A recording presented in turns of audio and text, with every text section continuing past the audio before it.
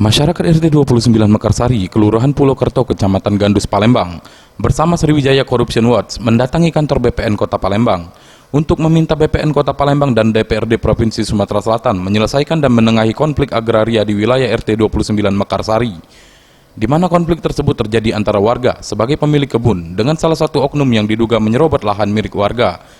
Ditemui setelahnya, Kepala BPN Kota Palembang Cecep Prayoga mengatakan pihaknya sebagai instansi pelayanan akan menampung sanggahan dari pihak RT 29 Mekarsari.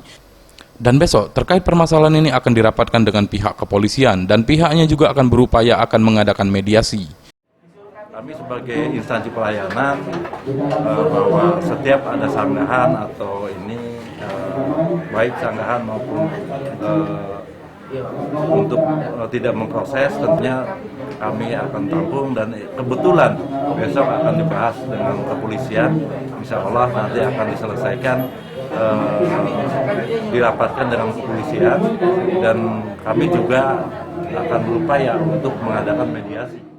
Sementara itu, Ketua DPP SCW M. Sanusi mengatakan pihaknya sebagai pendamping dari warga RT 29 Mekarsari meminta kepada BPN Kota Palembang untuk menolak melakukan pengukuran untuk penerbitan sertifikat.